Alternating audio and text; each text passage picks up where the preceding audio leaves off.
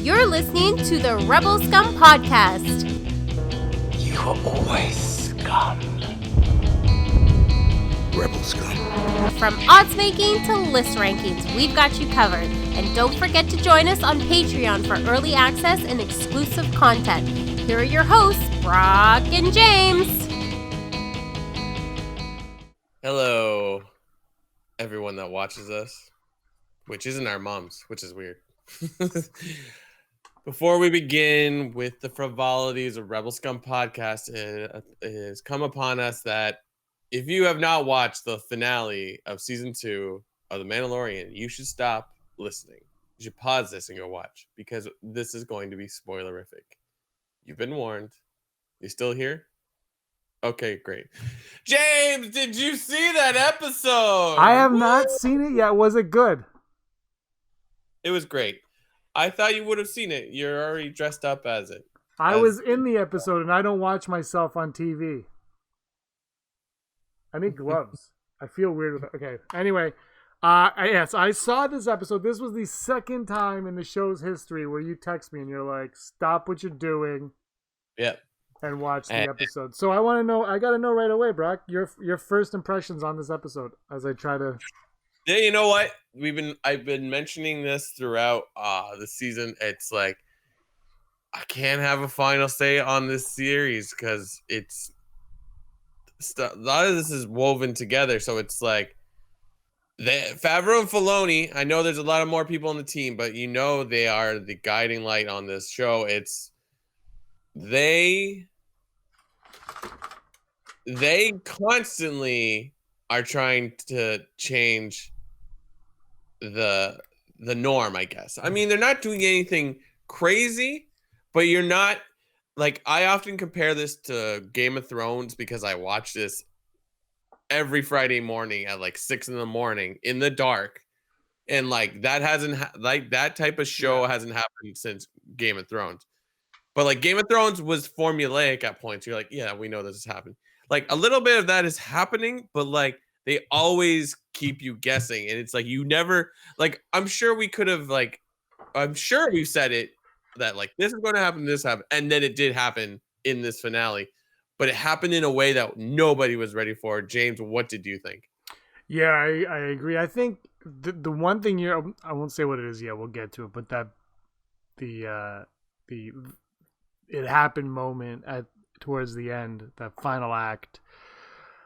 I don't know if I was I mean, obviously I wasn't not expecting it, but I'm not. I was talking to Fantasia a little while ago, a few days ago, and I was like, everybody wants something to happen in that respect, and I would be okay if it didn't happen. Like I was at the point where I don't need anything to come in and kind of add to what I've been watching, because I think we talked about, we had all these characters set up already. I didn't need anyone new or old new to show up into the series that hasn't been introduced.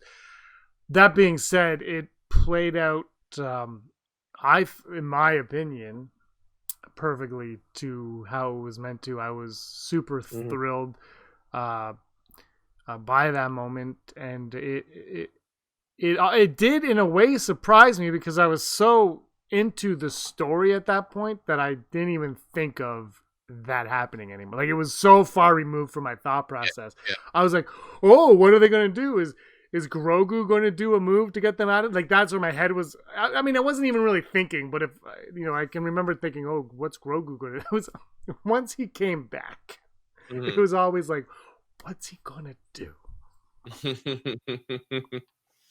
Yeah, like it's I think for a large chunk of the season we're like, oh, it's gonna be like this because this is what happened season 1, and it's like I would say there's similarities with season 1 in just keeping you on your edge and being engaging story, but like the finale from last season, the finale from this season, both are like, oh wow, I can't believe that happened, but at the same note, we're totally different stories, I suppose. Yeah, absolutely. Yeah, like my opinion of it all was, it kind of felt like I love the first season. You love the first season, obviously. Yeah. But the first season, they were like, okay, we're going to do this show. And everybody said, oh, I like that show. And it became this huge hit, and everybody liked it. And, even people that weren't crazy about it were like, yeah, it's okay. Like, it didn't seem like it garnered a lot of, like, hate, and people weren't like, I'm not watching that ever again. Everybody was kind of on board. And then they're like, well, because we got, we've earned, they earned the trust with the audience. And Rebels did the same. We've been comparing it to Rebels all 8 weeks. but Rebels earned our trust in the first season. And once it earned our trust, it was able to take different steps, different twists, different turns, and use Star Wars as a tool rather than just, it's just a story and universes. Now it's like, yeah, it's a story and universe, but because we've earned your trust and we've earned these characters, we can now use elements from the universe that you've known and loved over 40 plus years, 43 years now.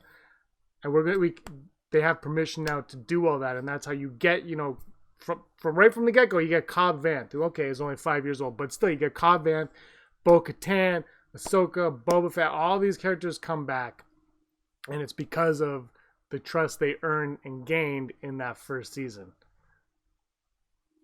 Yeah, I was thinking about it today, like, this story is really about,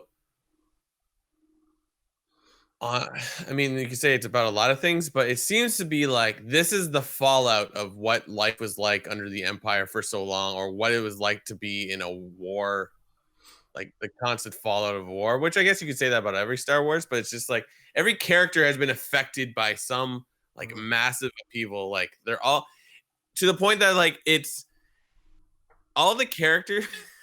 It's funny that like CG Mark Hamill comes in at the end, spoilers, has almost as much emotional range as most of the characters in the show, right? Like it comes up to episode. This is the 16th episode, right, of Mandalorian, chapter 16, and like this is where we really see Mando display real emotion. I guess he did that in the finale of season 1 when he's like almost about to die, and IG-11 takes his. This was different. I know you're saying this is very different from that moment. Like they're they're single similar but very different. But like all the characters, and maybe it's because the two main characters are a puppet and a guy with a mask on. So it's like it's hard to gauge emotions. But like I've said it before, like all the acting is great on this. Don't change a thing you've done with this show. But like Cara Dune isn't really an emotional character. It doesn't really open up per se. I think we're gonna see more. Even Moff Gideon, it's like he's like very interesting and what have you, but he hasn't like I don't know. Disagree with me if you want. I don't feel he's a villain, but he still hasn't grown as a villain because you're just like you haven't really done any evil thing. He just kidnapped. I was talking to a friend about that, and he's been disappointed in Moff Gideon so far. He's expecting more from him, and look, Gideon is alive, which I think is it could be used to the benefit of the series. I don't know if it will be. I hope it is. I honestly I don't know. I don't know where their head. The great thing about this show is you don't know where their head's at. Yeah. Because at the end of the first season, did you think at all? Actually, just 2 weeks ago, Aaron Quinton, our good friend Aaron Quinton, posted on Twitter. Remember, somebody made that Disney Plus Mark Hamill, Luke Skywalker poster. Yeah. We're like, that's cool. Won't happen. That's cool. And then they're like, no, that's it. And that will probably be the poster. Frankly, I'm hoping it's R2. But it's like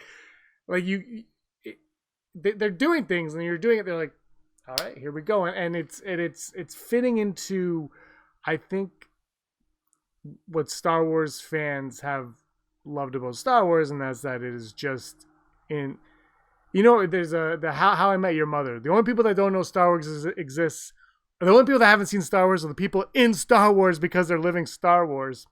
Mm-hmm. And at times, when I think, as time goes on, it's going to be a lot harder for that to be the case because Star Wars, The Force Awakens is very self-aware that it's Star Wars, right? And I'm not knocking it because of that.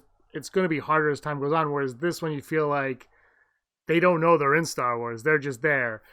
And they don't know who Luke Skywalker is. They have Mando has no idea who this guy is. He just comes, he's like, he's going to take the baby. And the baby's like, yeah, I'll go with him.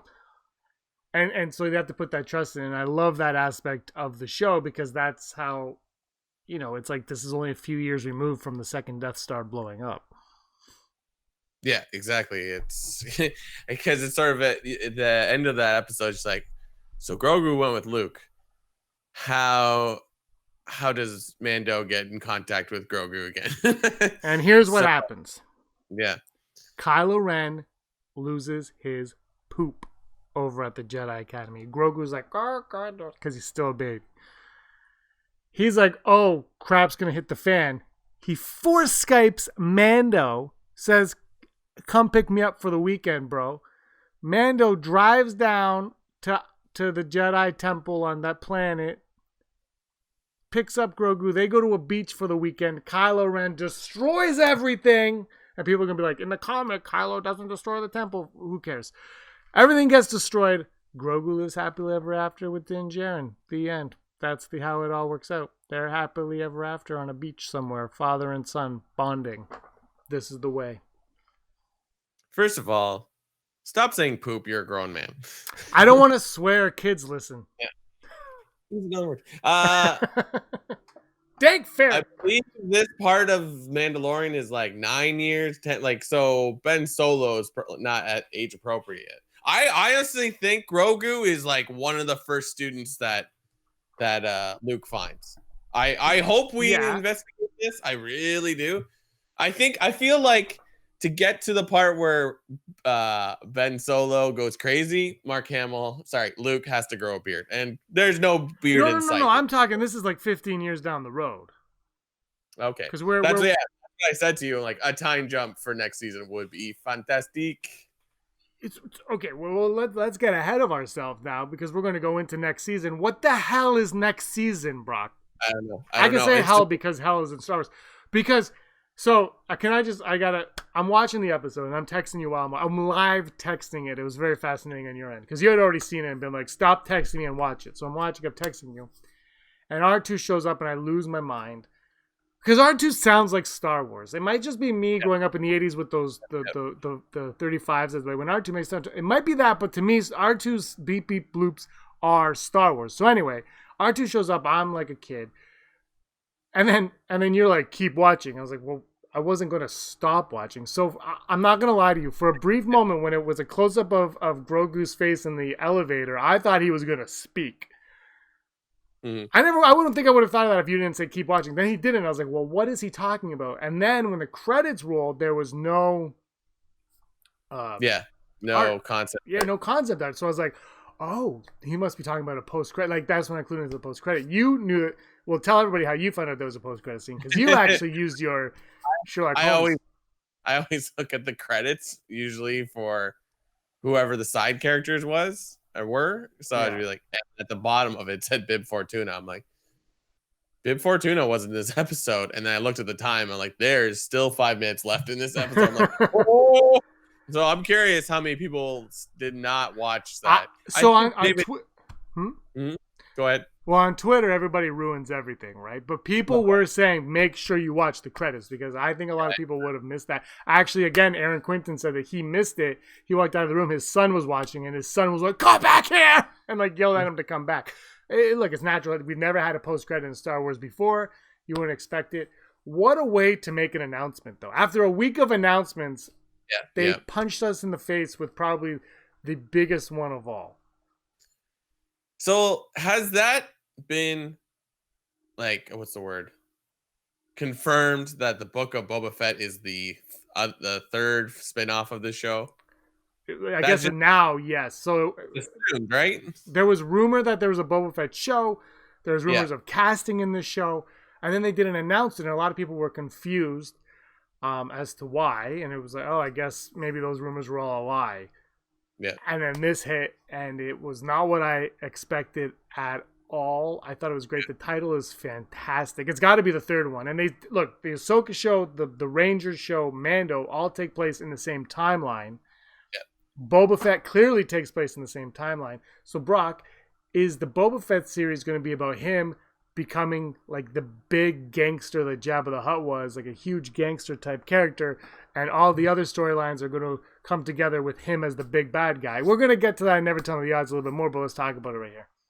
Well, like, That's why I asked, is it confirmed? Is it confirmed that it's a show? I mean, we were told there were going to be multiple spin-offs, and 3 seemed to be the right number, but like, is it confirmed? That's what I'm asking.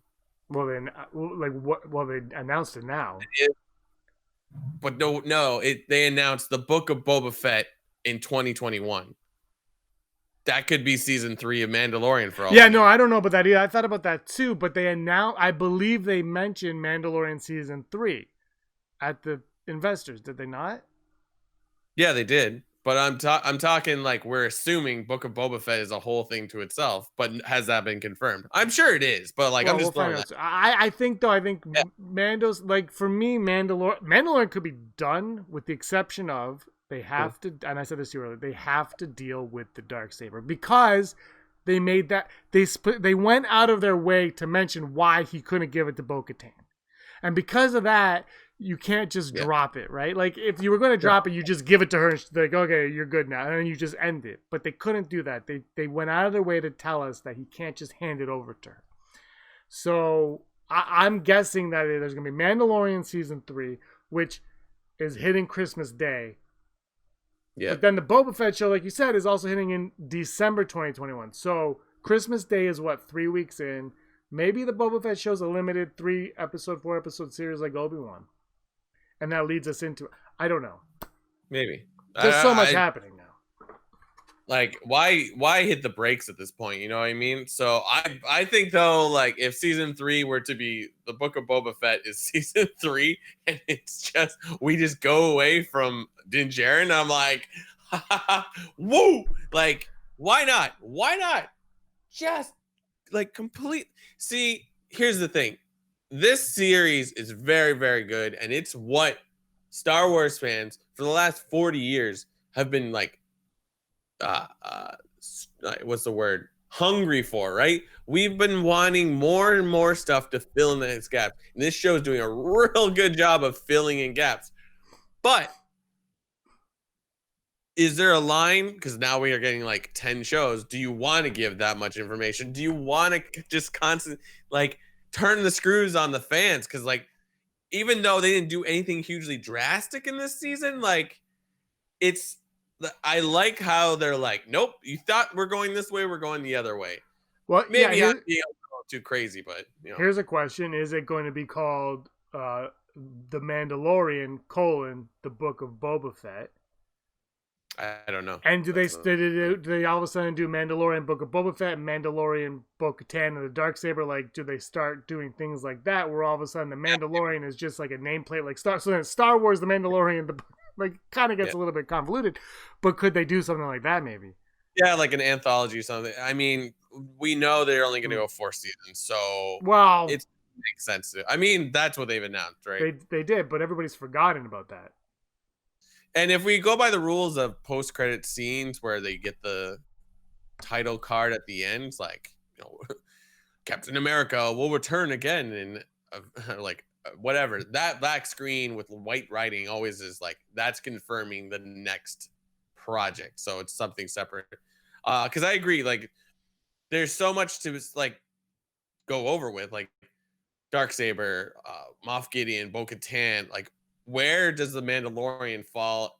Where does Din Djarin fall in the Mandalorian race? Like, but then going Boba Fett, Book of Boba Fett. I find it interesting, this Book of Boba Fett, because it's like we don't have a ton of books at the forefront in Star Wars. We could think of that. I mean, the Book of Wills, which has never really been brought into something like this. I don't know. Like, I know you talk about it a lot, but that's in more of the books, right? Yeah. So perhaps somehow they're trying to like incorporate this more. Like, I don't know. It's just a cool title. They were like, it's a cool title. Let's use it. Yeah, but like, that's not a Star Wars thing. You know what I mean? Like, Attack of the Clones. Titles are big in Star Wars. Even if you don't like the title, like Rise of Skywalker, it's still Phantom Menace, great title, and it's there for a reason. Like, so I don't know. But yeah, I think this series, if it's a Boba Fett series, we're definitely getting the backstory of how he got out of that Sarlacc pit. Perhaps through a season, like a little like flashback here and there. I'm interested. I know we're going to talk about this later, but it's like, yeah, what is the importance of him going to take over Jabba's palace? Like, what is the state of Jabba's empire? Jabba's dead, and it seems like Bib Fortuna took over, but it doesn't look like it's as powerful as it used to be. It just looks like a crazy guy, crazy fat guy. I like how Bib Fortuna got really, really Yeah, fat. I know. I loved it. I loved it. I was all on board for that. I was when Boba Fett goes to sit down on the throne. I'm like, oh, cool. There's rancors in the armrest. It's like I never noticed that in Return of the Jedi. I'm like, there was no throne, Brock. He doesn't. Jabba the Hutt doesn't sit in chairs. That's beautiful. I was just when Fennec Shan walked on top of the Rancor pit. I'm like, oh, don't do that. But it was fine. It was fine. Oh yeah, she's Uh, contractually obligated for. She is now into Star Wars for the rest of her life.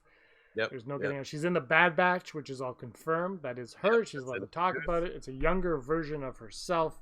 Dude, that's in the news. Sorry, ruining the news. I do that weekly.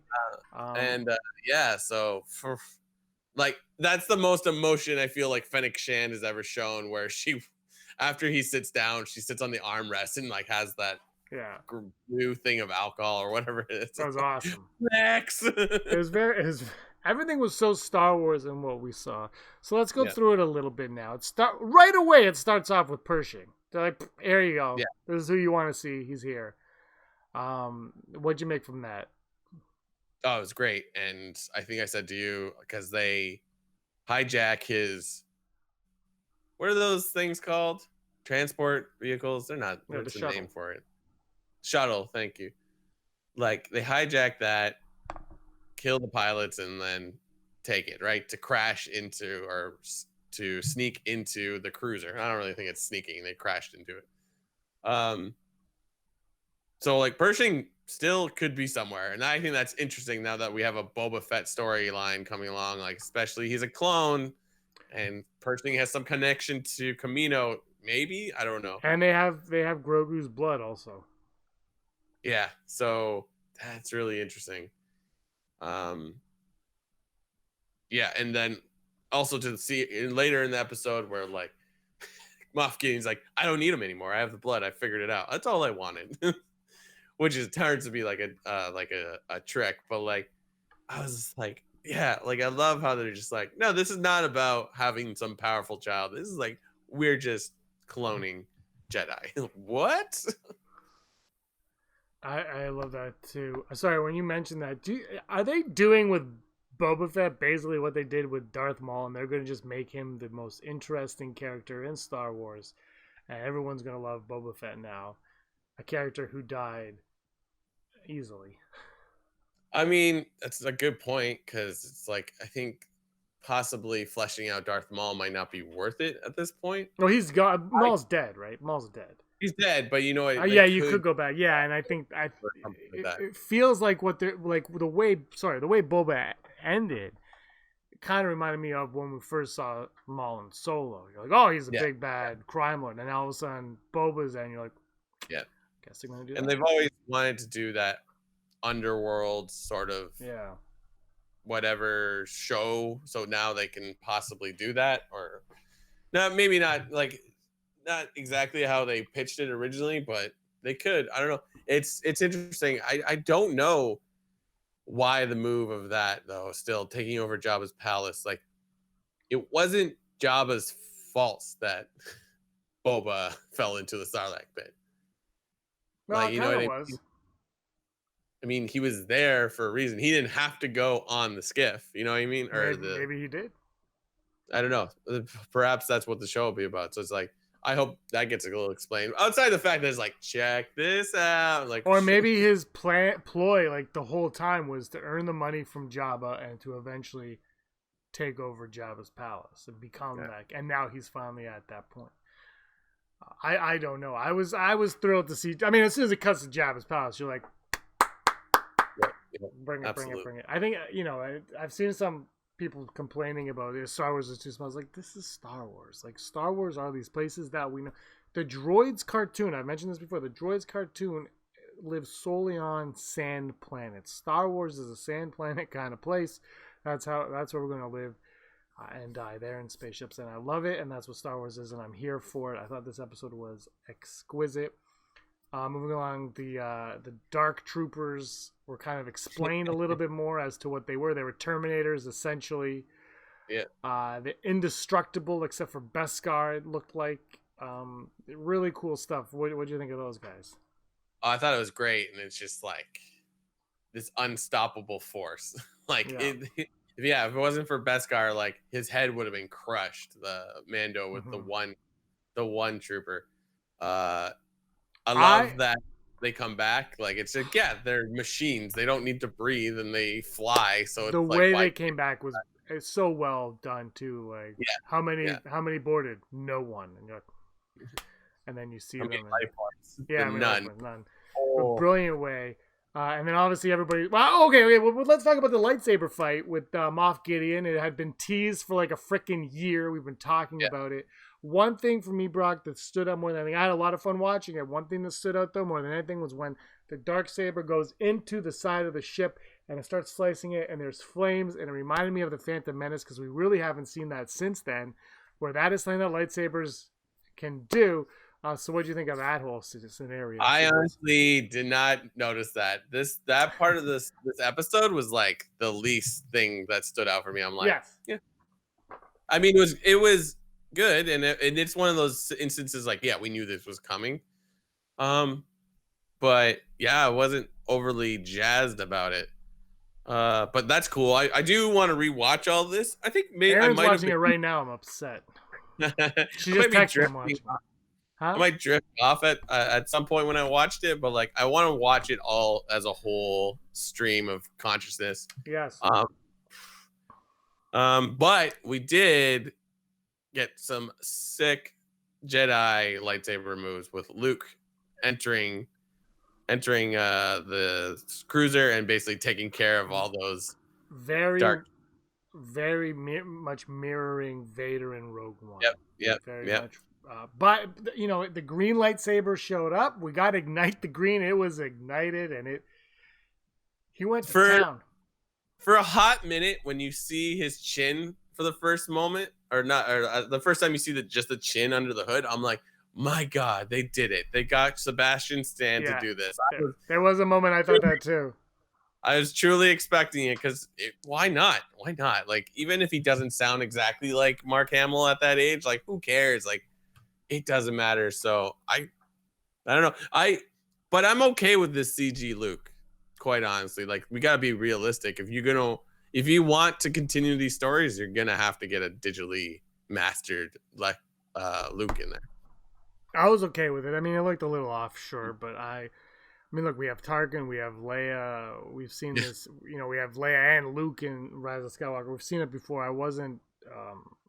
You know, it was what it was. I thought it was great. I thought the use of him in the episode was exquisite. Like I said, it wasn't something that I ever felt like I needed or even wanted necessarily with the Mandalorian show, but we did the round table on Thanksgiving, on the American Thanksgiving, and Pete Fletcher was on. He said the one thing that separates Star Wars from anything else, he's like, it's the lightsabers. Like, it's always a lightsaber. And it was really, you know, the Mando Moff Gideon scene. I thought of that. I'm like, it is like, there's something about the lightsaber, and then that moment with Luke and the lightsaber. There's something about that just it's kind of like R2. The R2 sounds. It's just Star Wars. You're like, that's it to a T right there. And I love that hallway scene. And then when he showed up, and you see them on the screen, and Grogu's watching him, and he's holding his hand. You're like, well, that's you know, he knew exactly what was going on, and it was fantastic a moment. And and then, you know, towards the end when Din takes off his mask and whatnot. And then they have that Han Solo, Kylo Ren moment, touching the face, father, son, holding the face type thing. Yeah. It was like, this has been the end game for these two since the Egg episode, right? Like, I mean, technically the first episode, but really their bond begins in the second episode of season 1. And as soon as baby Yoda, Grogu, as soon as Grogu saves them, this is where they were going. This is the only outcome, was for him to go to a Jedi, and now he's with Luke. Who knows what comes from that? But it was all building up to this moment, and it gave us, we got to see Pedro Pascal's face, and he gave a 30-second performance that was fantastic. Yeah, I mean, the trailer for this season and the basically straight off from the first episode of this season, it's like, I've been charged to get this this child back to his people, and he seems to have done that. Who'd have thought? Like, we were like, oh, they're gonna find the planet of Yodas, and it's gonna be like, we have a name, we have backstory, we have backstory. I love that they can talk to him through the Force.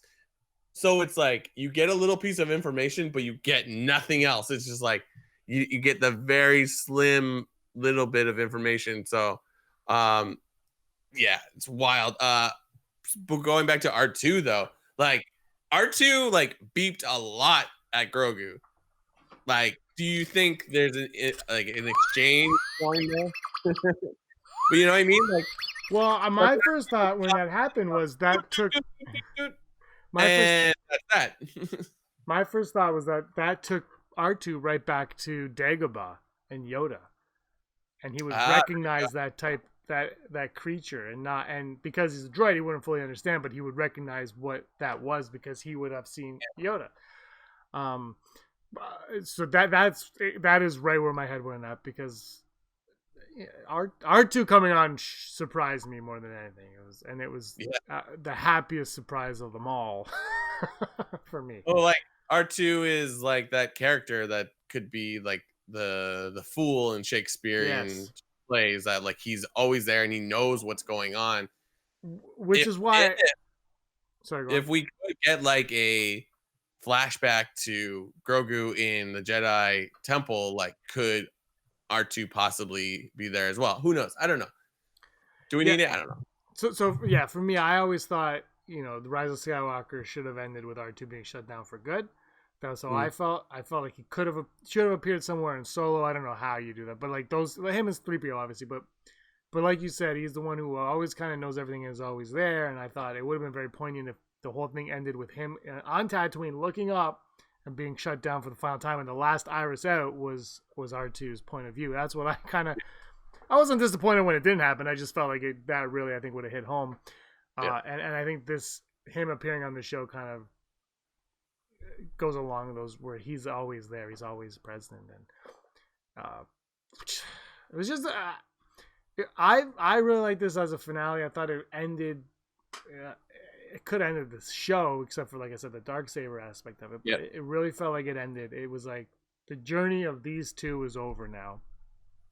If season 3 is the book of Boba Fett, season 3 is the book of Boba Fett. If season 3 is Mando learning the ways of actual Mandalorians, of the Night Owl, stuff like that, so be it. I'm fine with wherever they go. But if they were like, this is the end of it, I would have said, okay, well done, thank you for your service, and let's move on. Yeah, like it's an interesting question. It'd be stupid not to, because at this point, you got to keep going. Yes, Disney Plus, right?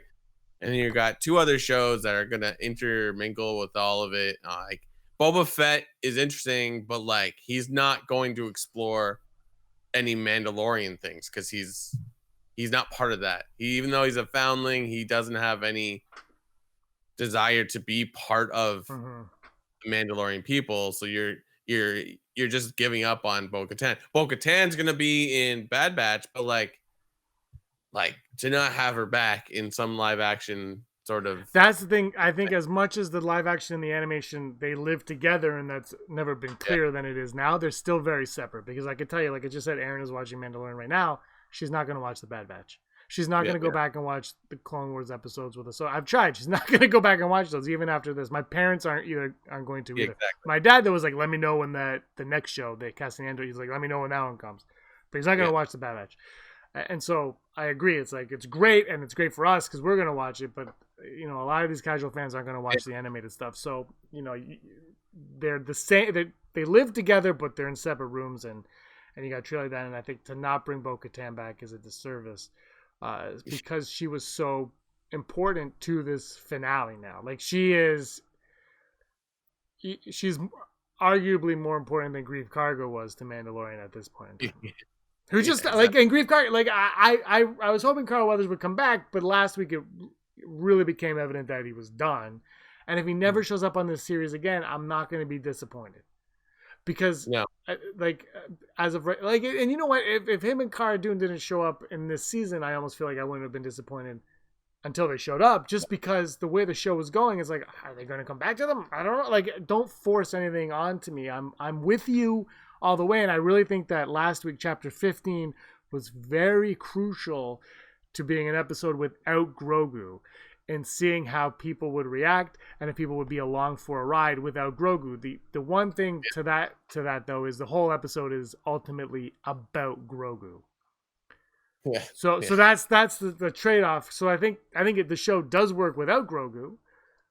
However, it works when the end goal of the show is to get Grogu. So I think it will work, but I think people are going to need an adjustment period to not have Baby Yoda in their lives anymore. Although, let's not be surprised if he comes back post-haste.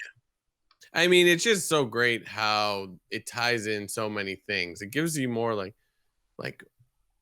who are the Mandalorians? What happened with Bo-Katan? Like, what was like, and then like fills in those gaps of what's about to happen in the sequels. Like, this is how they're cloning people. This is how they possibly make Snoke, or this is how the Emperor's alive again somehow. Like, there's so many, like 2 more seasons, and like, I mean, Moff Gideon seems to be involved somehow with the Emperor. So keep him till the 4th season. It's just more and more and more. We don't need any other villains. We can have other like tripping hazards along the way, but like make him the main goal. I don't. Yeah, I'm just psyched. Well, we haven't brought this up. Book of Boba Fett. If Boba Fett is this big bad crime boss, yep. The Mandos won't want him around. Moff Gideon won't want him around. Yeah. Maybe they work together. Maybe. I don't Very know. Star Wars of them. Do you want to go to the odds? Let's do it. I love this show, by the way. Our show. Aaron just texted me, "Whoa, the Dark Troopers! The music is the best." We didn't mention the music. I thought the music was 10 notches, and I love the music in the first 2 seasons, but the music I thought went up 10 notches in this episode. Yep, Ludwig Göransson, like, wow, just insane. I am so excited for the 2nd season of The Gallery to come back, because like I think it's going to be really interesting. Yeah. All right, odds. Odds. Never Tell Me the Odds, brought to us by Patreon, all the wonderful people that like to support us. If you would like to support us, check us out on patreon.com/Rebel Scum Podcast. The people that brought you this segment are Heidi Feder, executive producer, Barry Brophy, Dennis Allen, Mary Kristen Aton, Jeff Wilson, Phil Stanifor, Soonerthron, Scott D, Josh Price, Matt W, Rez, Frank Perkins, Neil Lowry, D. Raven Spencer, Gleek Play 1, Automated Joy, Disney, Desi, Charlotte, Kayla Davis, Aaron Quinton, Jericho Kane, Girls with Sabers, and the Den of Nerds. And by the way, Brock, I got to bring this up very quickly because January 1st at 12 p.m. Eastern Time, our Ranking Star Wars goes up, and the list is in. I have them all. Around 60 people. Nice. Around 60. That includes Patreons, friends, and our podcast /YouTube friends as well. A lot of people submitting lists for that one. It's an intense list. It's definitive. So whatever we say, this is it. You can't. There's no stopping this list. There's no changing it. It is wild. All right, never tell me the odds. The first of the odds that. As everyone knows, you might not know, though, that Boba Fett was at one point the big bad guy for Return of the Jedi. George Lucas planned on having Boba Fett as the big bad guy. Will Disney use Boba Fett as the big bad guy and tie him into Ahsoka, Rangers of the New Republic, and the Mandalorian shows all together? Will he be the villain for all 3 of them? No, I don't know. It's like, if he's gonna be a villain, it's gonna be like Loki from Thor level villain, where you're like kind of like he seesaws in between Because like even though there isn't a ton of stuff with him in this season, I mean, there's a lot, but you know what I mean. Like, there's not a lot of character development. There's more than there ever was in any other Star Wars piece of media, right? Like, I think I said at the beginning of this season that like Cobb Vanth is the best. Is better at Boba Fett than the actual Boba Fett. But Tamara Morrison has changed that, so Boba Fett is very interesting to me right now. But I can't see them putting the series around a guy that's just gonna screw everyone over. Like, not really their MO. So I'm gonna go 25%. It's not a bad idea, but like, I don't know. I've always been curious how they're going to pull off a Boba Fett show. I'm going to go full Brock on it. See, and I think Ahsoka's going after Thrawn, so I don't see it tying in that way. But how do you bring it all together? I don't know. So I'm going to go full Brock because I don't know. I don't know, and they've proven to us time and time again that they can do what we don't know. They will take us in directions we're not ready for, and they'll take us in directions that we're ready for and make us even more excited for those directions.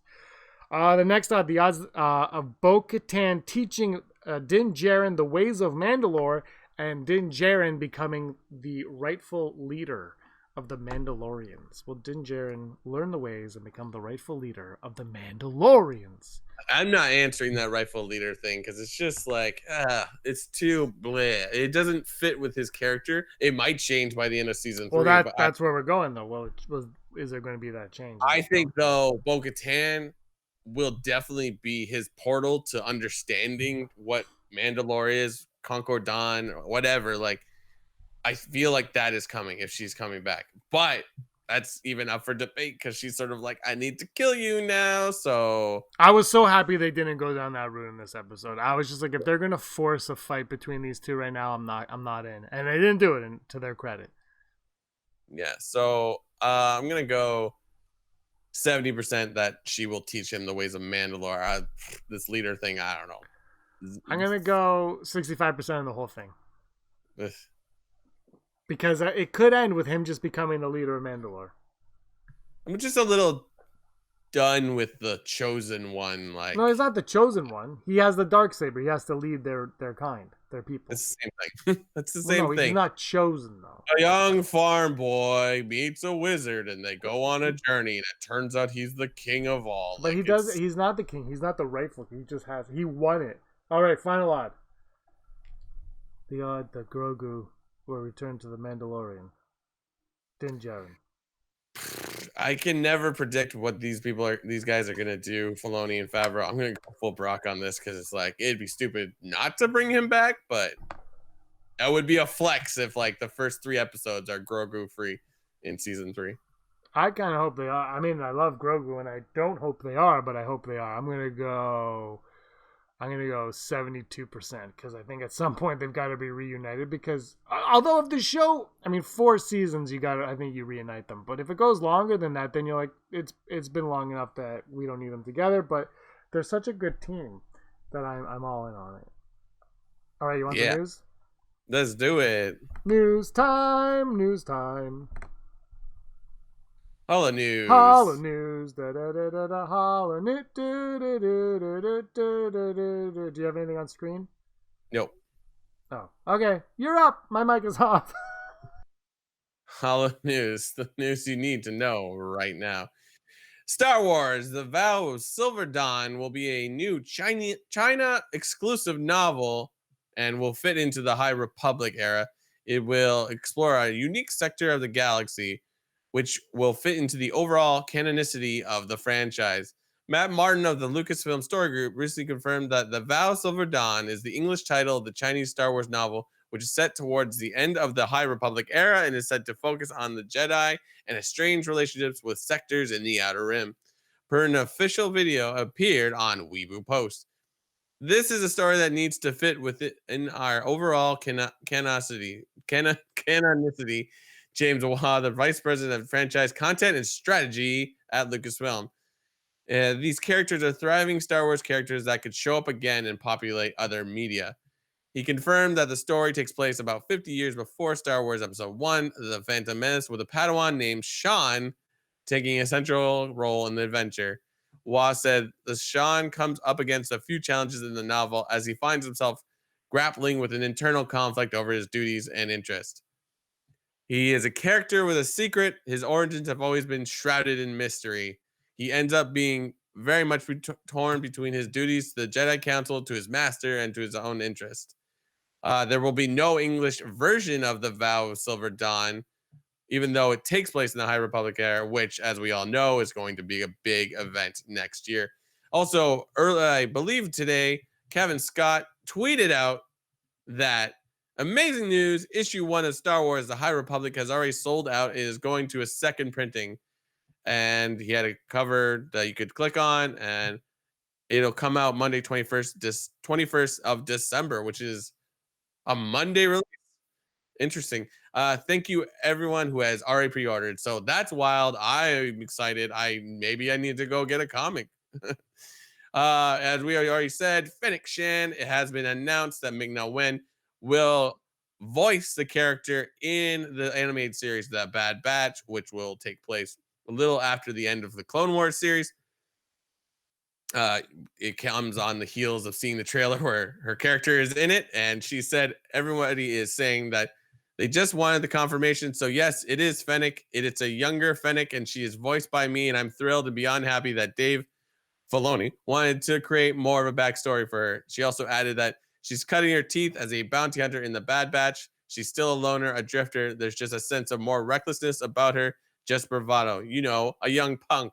She's more adventurous and willing to take greater risks because she doesn't know what the consequences are. So that's exciting and interesting too, since Bo-Katan's going to be in that series, or supposed to be. So are we going to, they've seen each other in The Mandalorian. Now they're going to see each other in the past. Like, are they going to connect those two at some point? I'm not sure. And in final news, sadly, Jeremy Bulloch, the British actor who played the character of Boba Fett in the original trilogy, has died at age 75. You might remember him from Return of the Jedi. It comes on the eve of this episode of Mandalorian that we just talked about. So it's kind of sad, but it's really neat to see his character that he made so popular is now back in the forefront. His representative said he died peacefully in hospital, surrounded by his family from health complications following his many years living with Parkinson's disease. He will be missed, but his legacy lives on in all these new Disney Plus shows. So our condolences to his family, and thank you, Jeremy, for the wonderfulness you brought to a Star Wars galaxy. And this has been your Hollow News. Top 5. Top 5. Guess what top 5 it is? Top 5 moments from this episode of The Mandalorian. Top 5 moments from this episode of The Mandalorian. Here we go. My number 5, the Dark Trooper punching Din in the face. That was... I could watch that all day. It's awesome. I don't care. My top 5 sucks. I love it. My number 5 is going to be... Oh, God, what was I had it all in my head. Oh, God, what was it? Oh, this is out left field. My top 5 was in the episode recap where they pointed out Dr. Pershing and then showed just a glory shot of like whatever's in that tube in the episode that we assume is Snoke. And that's it. And then they don't do anything about it in the episode technically. So I'm like, yeah. Oh, I didn't watch the recap. You gotta watch the recap. I skipped it. My number 4, Baby Yoda touching Din Djarin's face. The goodbye between Din and Yoda was such a great moment. It's what the show has been building to, and it was emotional. My number 4 is Cara Dune in the gunfight being like, my gun jammed! And then just like, totally spacing out. So maybe that gun is important in any future episodes with her, or in Rangers of the New Republic. I don't know. It was hilarious. My number 3 is the Gideon Darksaber versus Din Djarin. Like I said, you put in something from the Phantom Menace in there, and I go ballistic. And the Darksaber looks cool. It does. Maybe this is a little low on my list, but the other 2 outrank it. Number 3 is that final post-credit scene where you're just like, ooh, Star Wars. How do you constantly make me happy? So Boba Fett on the throne of Jabba the Hutt. Yeah, Or- my number 2 is Luke Skywalker Hallway. He went nuts. It was great to see, but it is my number 2. My number 2 is also Luke associated. It's you see the X-wing fly by, and for that hot moment, you're like, "Oh, is the Republic here?" And when they try to hail, when Bo-Katan tries to hail the X-wing, nothing is said, and then he just walks straight on. Like I was like, "Yeah, that's awesome." He's just like, the best. if it's not Mr. Kim, it's gotta be Luke. And my number 1 is the post-credit scene, because it sets up something going on in the future, and frankly, I love Jabba. I was happy to be back in his palace. Bib Fortuna was there, but really, it's number 1 because of the potential that it is setting up within the streaming service of Star Wars. Absolutely, my number 1 is the tearful goodbye between Grogu and Din Djarin. Like, Grogu is a puppet. Yeah. Like, the emotional, just everything that puppet did in that scene. Like you said, touching the screen and, like, knowing it's Luke and just doesn't even talk. But, like, there's such an interchange, like, emotionally from all these characters. It's wild. So, just number 1 for me. Yeah, just absolutely fantastic. Great episode, great season, great series. Please tell me Yoda or someone shows up, says Aaron. So she must be getting towards the end. A reminder, you can listen to us on Apple Podcasts, Spotify, SoundCloud, Stitcher, wherever you listen to your podcast, iHeartRadio, all of that fun stuff. You can listen to us. It has been a trip. It's been a lot of fun. Are we doing another one of these before Christmas, Brock? Sure. I'm ready. This is 194. 194. Wow. Great times. We're going to be, like I said, ranking Star Wars is coming. We've got a few other fun things coming up as well. But ranking Star Wars, I'm really excited because everyone's going to yell. It's funny, though, because you get one list has, like, The Last Jedi, Empire, 1 and 2. And then the next list is, like, Revenge of the Sith and Solo 1 and 2. And Last Jedi and Empire, like, last on the list. It's, like, funny how, like, it's great how different people are, and they're not ashamed of it, and that's what I love about it. And they're just for fun, these lists. So let's not take them too seriously. Absolutely. Yeah. All right, 194 episodes. Anything else you want to say? No. Go watch Mandalorian if you've done your disservice and had it spoiled for you, because that show is amazing and deserves a couple rewatches. We should definitely do another one of these shows in a couple of days to watch the show again and get back and talk about it one more time. Because, like, now we could talk about this, and then we could talk about the future with Ahsoka, Boba Fett, and the Rangers. Because if they're all in the same time frame, then they're all going to... What happens in one will affect another one. So that's crucial and important. So it's a lot of fun that they're creating this universe. We're getting our EU in live action. The Mandoverse. All right, that's everything from the 194th episode of the Rebel Scum podcast. He's Brock. And I'm James, and he was always scum. Rebel Scum. Hey scumbags, thanks for watching. Don't forget to give us a thumbs up on our video. As always, please subscribe to our YouTube channel, Rebel Scum Podcast, for all the latest videos.